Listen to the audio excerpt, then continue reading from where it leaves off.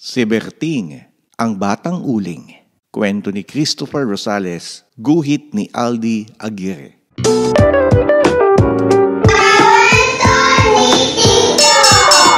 Lahat ng tao sa bayan ng Sutla ay maputi, mula sa matatanda't mga batang munti hanggang sa matatabat, patpatin at bungal at sungki. Maging ang panahon at kalangitay nakikisama rin sa kultura nitong nayon. Laging umaga sa bayan ng Sutla. Kaya sa tuwin ay maaliwalas ang bawat tanawing mahahagip ng iyong mga mata. Sa puok na ito'y hindi uso ang dilim. Matulog ka mat gumising at muling matulog at gumising ay maliwanag pa din ang buong paligid. Umulan man ng pagkalakas-lakas ay di magdidilim ni ang kapilas man ng langit. Maisan at palayan ang pangunahing ikinabubuhay ng mga tao sa bayan ng Sutla. Kaya madalas, kung ika'y mamamasyal, bukod sa malatupang langit, lunti ang kabundukan at mga ibong nag-aawitan, ay makikita mo rin ang masisiglang anyubog ng mga magsasakang yuyuko tatayo sa pagtatanim sa lupang basa. Mga magsasakang malamarmol ang kaputian, maghapon mang nakabilad kay emang araw. Isa sa mga magsasakang ito ang nakatuklas isang araw ng kung anong nilalang. Nakakatuwa raw ang itsura. Agad namang tinungot, pinagkaguluhan ng taong bayan ang nilalang na iyon. Sa lilim ng kabundukang pinaniniwalaan nilang tahanan ni Bathaluman. Naku po, katapusan na ng mundo. Isang impakto. Isinilang na ang bugtong na anak ng Diablo. Sus Maria Josep, mahabaging langit. Anong klaseng nilalang yun? Ang dilim. Magsitahimik kayo. Tignan niyo ang bata. Ang balat niya, parang gawa sa uling. Isang batang uling? Tama, isang batang uling. At ganyan nga ang pagkatuklas kay Berting. Ang munting batang luwa at kay laki ng mga mata. At puno ng kay tulis na mga ngiping parang sibat ang bunganga. Matuling lumipas ang mga araw. At nanatiling palaisipan sa lahat ang tunay niyang pagkatao't pinagmulan. Mula noon, siya'y naging sentro ng tuksuhat kantyawan. Sikat na sikat sa buong bayan si Berting. Ngunit hindi iyong sikat na tinitingala, kundi iyong sikat na kinukutya. Saan man siya magpunta ay laging nakabuntot sa kanyang likuran ang mga nang-iinis na batang ayaw tumigil hanggat hindi siya napapayak.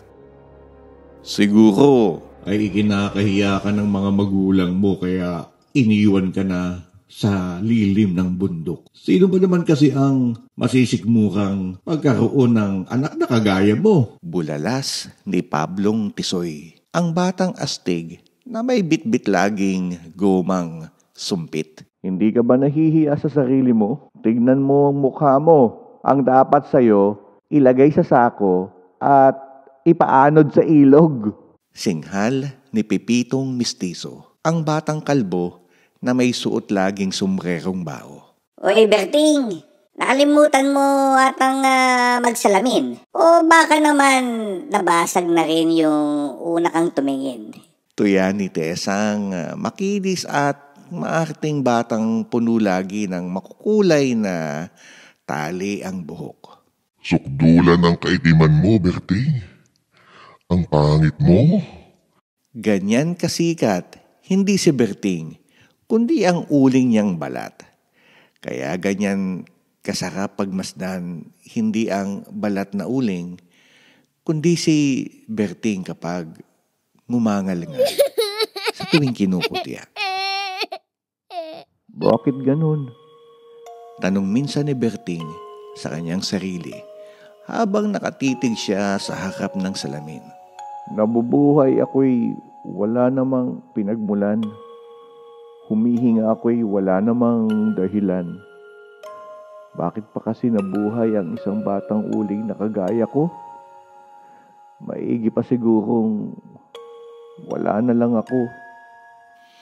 Walang kamalay-malay si Berting na kanina pa pala pinakikinggan ni Bat Haluman ang kanyang mga hinanakit. Kaya gayon na lamang ang kanyang gulat nang walang ano-ano'y biglang nagliwanag ang salaming kaharap niya. At buhat dito'y marahang tumulay, bumagtas, lumipad ang marilag na Bat Haluman. Napakaganda ni Bat Haluman. Para siyang nabibihisan ng araw sa kanyang kumikinang na balabal. Habang sumisirko-sirko sa hangin ay nagniningning ang kanyang kasuotan. Kay putit kinis ng kanyang balat at kutis. Biglang dinampot si Berting ng laylayan ng mahabang kasuotan ni Bat Haluman at saka siya itinabi sa mainit nitong kandungan. Hanggang ngayon hindi makapaniwala si Berting sa kanyang nakikita. Tinitigan niya ang mga mata ni Bat Haluman. Napakadalisay ng mga ito. Mula dito'y wala siyang nakitang panlilibak o nikatiting na pandidiri sa kanya. Nagsalita si Bat Haluman. Berting, mahal kong Berting, huwag ka nang malumbay, sa halip ay ipamalas ang ngiti mong kay ganda. Mahal na Bat Haluman, paano naman po magagawang ngumiti ng isang pangit na batang gaya ko na mula ulo hanggang talampakan ay sagad ang kaitiman? Hindi tulad ng ibang mga bata riyan na magaganda dahil maputi ang balat. Ang nalulumbay na tugon ni Berting. Berting, sino man na nagsabi sa iyo na kapag maputi ang nilikhay, maganda, at kapag maitim ay pangit na? Pag-aalo sa kanya ni Bat Haluman. Ang tunay na kagandahan ay hindi magaspang ang ugali, makasarili at mapagmalaki. Ang tunay na kagandahan ay iyong makandilit, may malasakit sa kanyang kapwa at mapagpakumbaba. Ang bawat isa'y nilikhang katangi-tangi. Naway matagpuan mo ang liwanag sa dilim ng iyong balat. Marahang pinikit ni Bat Haluman ang mga mata ni Berting. At sa pagkaidlip ay marahang naglayag ang batang uling sa kalawakan. Nagsuot sa mga ulap, sinipat ang kabundukan, sumakay sa mga alon hanggang sa dalhin siya ng mga ito sa baybayin ng panaginpan. Bukas, Pahabol pa ni Bat Haluman. titingalain ng lahat ang taglay mong karikitan. Kinabukasan, bagamat himbing pa sa kanyang pagtulog, ay biglang napalundag si Berting sa kanyang kama dahil sa alingaw-ngaw ng kung anong nagmamaktol na mga ibon sa labas. Dagli siyang pumunta sa tarangkahan at do'y natanaw niya mula sa itaas ang pulutong ng mga itim na ibon. Mga mapangahas na uwak na halos takpan na ang buong kalangitan. Natulala si Berting. Di yata't naging mabilis ang mga pangyayari. Pagkasigaw ng punong uwak ng ay dali-daling nagsisugod ang kawan ng mga uwak sa lupa upang sirait nakawin ang anumang bagay na kanilang makita. Walang awang niluray ng mga ito ang mga bahay na pawid at maisan at palayan. Pagdakay pinainom ng mga ito ng lasong pampatulog si Emang Araw. Pagkatapos ay isinilid sa isang napakalaking baul at sa isang iglap ay nilamon ng nakapangingilabot na kadiliman ang buong kapaligiran. Iyon ang unang pagkakataong nabalot ng lubusang dilim at lagim ang buong bayan ng Sutla. Ang lahat ng tao'y tila naglalakad sa kawalan. Di iilan ang natapilok at nadapa sa pagkataranta. Di iilan ang humingi ng saklolot, nagtatalon at naihi sa salawal. Di iilan ang naghawak kamay habang umuusal ng dasal. Di ilan ang humagulgol at naglumpasay habang ninanakaw ng mapangahas na mga uwak ang lahat ng kanilang ari-arian. Ang gumang sumpit ni Pablong Tisoy, ang sombrerong bao ni Pipitong Mestizo, at ang makukulay na tali ni Tesang Makinis ay kabilang sa mga ninakaw. Malala ang pagkakagulo ng lahat habang si Berting ay mataman lang na nagmamasid sa di kalayuan. Kakatuwang iniluluwa ng dilim ang mga tao, maging ang mga mata't ngipin ni Berting, maliban na lang sa katawan niyang husto ng kakulay ang buong paligid. Ang lahat ng puting kulay ay namumukod sa dilim. Nagniningning ang mga taong bayan sa madawag na parang. Nakikita nila ang kanilang kapwa't sarili ngunit hindi ang pusikit na paligid. May naisip na plano si Berting. Itinikom ni Berting ang kanyang bibig at sa kadilat ang luwa at kay laking mga matang nagtatalon siya sa hangin. Napahintot na gulat ang mga uwak sa kanya. Umusli ang mga mata ng mga ito sa lumulutang at nagsasayaw na parin ng mga matang nagngangalit. Pagkatapos mag-ipon ng hangin sa dibdib, ay nagsalita si Berting. Mga mapangahas na wak! Ako, si Erebos, ang hari ng kadiliman. Ngayon di ibalik din yung lahat ang inyong mga ninakaw. Kung hindi, nanlilisik pa rin ang mga mata, nakabuka ang bungangang puno ng kaitulis na mga ngiping parang sibat na naglulundag si Berting sa kawalan. Lalong nagimbal ang mga uwak. Lumukso ang mga dibdib ng mga ito sa lumulutang at kumakarindirit na mga ngiping tila handang manakmal anumang oras. Kung hindi, ay dudurugit kakainin ko kayong lahat ng buhay.